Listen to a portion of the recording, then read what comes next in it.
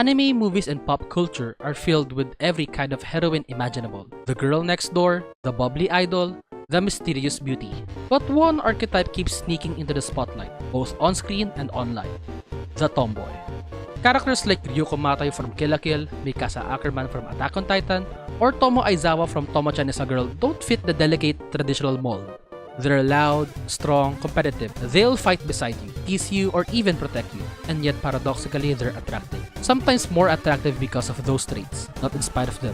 So today we're asking, why are people attracted to tomboys? Hi, I'm Komiosis. I make video essays about the psychology behind weird cultural phenomena in games, internet culture, and anime. And today we're diving into the psychology, history, and cultural framing of the tomboy archetype.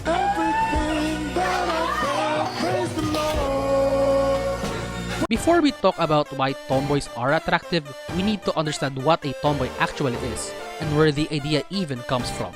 The word tomboy has been around for centuries. According to etymologist Barnhart in 1995, it first appeared in 16th century England to mean a boisterous boy. Over time, the meaning shifted to describe girls who behaved in boyish ways, running, climbing, speaking boldly. And in those early centuries, it wasn't a compliment. A tomboy was seen as improper, a girl stepping outside her place. But cultural attitudes changed. As Abate in 2008 explains, by the late 19th and early 20th centuries, especially in America, tomboyishness was reframed as healthy. Girls who played outdoors, joined sports, or resisted daintiness were seen as stronger and more prepared for adulthood. Spector in 2007 notes that tomboy identity often develops in opposition to cultural ideals of femininity, turning resistance itself into part of the archetype. And that's where modern depiction comes in. Whether it's Ryuko's brash rebellion, Mikasa's stoic power, or Tomo's playful athleticism, the common thread is clear. Tomboys stand outside the narrow lines of traditional femininity. They don't wait to be admired, rescued, or chosen. They act, they protect, they compete. In a cultural landscape that often associates femininity with delicacy and passiveness, tomboys stand out by resisting that framing. And it's in that difference that their appeal begins. I got a condo in Manhattan. Baby girl, what's happening? So what makes tomboys attractive in the first place?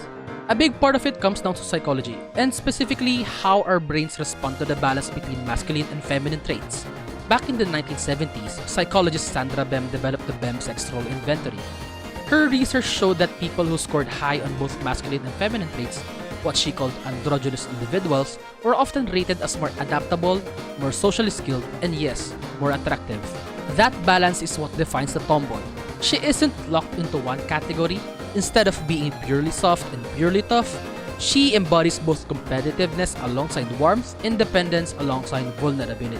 Psychologists sometimes call this dual coding. When someone crosses categories, our brains pay extra attention. That tendency to notice helps explain why the tomboy archetype can be so compelling. There's also the factor of similarity. Don Byrne's similarity attraction hypothesis in 1971 showed that people are more likely to be drawn to those who share their interests and activities.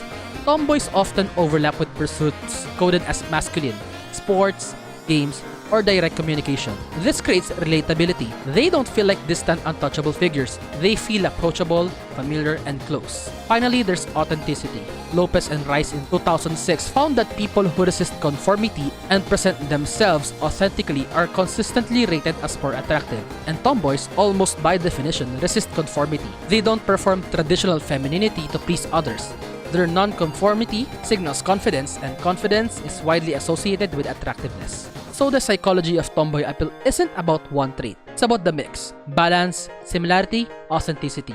Together, these elements help explain why tomboys stand out in ways that traditional ideals alone may not.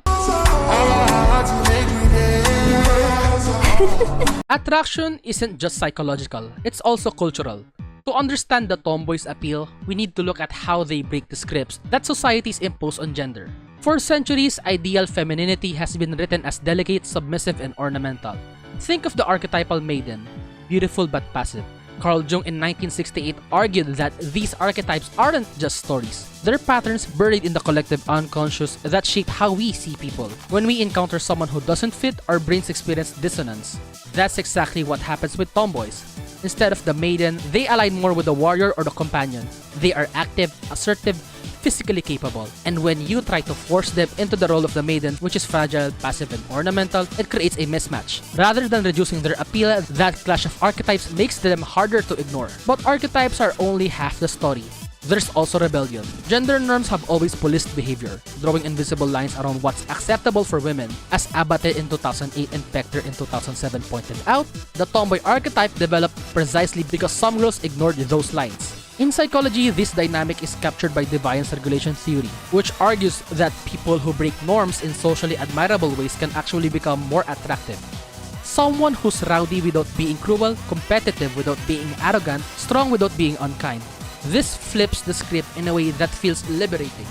That intentional deviation is often not only tolerated but reframed as appealing or admirable. Even psychoanalytic traditions hint at this.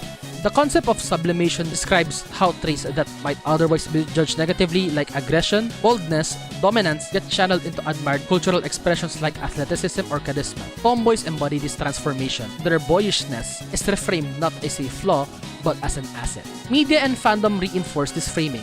Tomboys are often written as the cool character, fun, approachable, and real compared to more idealized romantic leads, and online culture amplifies it. To check if I'm not delusional with my observations, I asked two people that I know personally. One of them likes tomboys and one of them dated one. I asked each one of them a different question. First, I asked my avatar's artist, Lulz, who happens to be my friend too.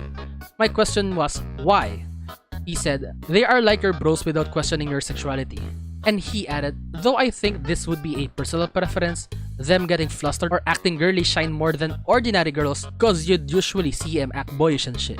The second person I asked is my channel's manager. He dated a tomboy before. Unfortunately, she cheated on him, but that's beyond the topic. Anyways, I asked him how's the experience dating a tomboy, and he said, the gap between their manly persona trying to raise you through their handsome attitude to their girly attitude when you two are alone and just talking is crazy. It was cute as hell. And he also added, they just be normal girls really, with the bonus of a really cute gap mo and a weirdly submissive attitude towards their partner. Now, these are just two perspectives, and of course, everyone's experience will differ. But notice how both answers circle back to the same themes we've been talking about: relatability, authenticity, and contrast. Whether it's the idea of bros without questioning your sexuality or the gap between toughness and softness, both highlight that dual appeal makes tomboys stand out. The deeper reason behind this cultural embrace is that tomboys represent authenticity. They aren't performing femininity to please others. They're simply being themselves. And in a world full of scripted performances, authenticity can be striking. So when we ask why tomboys are attractive, the answer isn't only about psychology. It's about how they challenge the narratives written for them, how they rebel against expectations, reinterpret that rebellion as charm. Oh my God, boy, that boy on top. Sip and walk, make my... So why are people attracted to tomboys? Part of it is psychological. They embody balance, strength with softness, independence with warmth. Research shows that this blending of traits, this dual appeal, often makes people more noticeable and compelling than those locked into one rigid role. Part of it is cultural. Tomboys don't fit the old scripts of femininity, and that refusal to conform, to stay within the neat boundaries of what a woman should be, is a large part of what makes them distinctive. But most importantly, tomboys remind us that attraction doesn't have to follow tradition. Their appeal isn't about rejecting femininity altogether. It's about showing that femininity is not one thing. It can be active, competitive, blunt, funny, and protective. The tomboy archetype broadens the palette of what people may find desirable. In an age where many characters are designed with heavy fan service, the tomboy archetype stands out because they are often written as more grounded and participatory. And it's in that authenticity, that refusal to shrink into someone else's ideal, that their magnetism lies. So the answer to why are people attracted to tomboys isn't that they're exceptions to femininity. They remind us the mold was never the whole picture. Or the simple answer that tomboys are just hot. If you like this video, please don't forget to like the video and subscribe to my channel. I want to focus mainly on discussing gaming and internet cultural phenomena and explain them using research because I firmly believe whatever is being discussed, we should be academic about it in order to be sound, wise, and rational. If there's a specific topic you want me to talk about, join the Discord, link in the description. Also, if you join the Discord, you'll be able to have access to the polls for the upcoming videos, so join now to dictate where my channel goes. You can also help me get a GPU, the donation links are below, and of course don't forget to follow my socials, which is also linked in the description. And once again, subscribe if you like eggs. See you!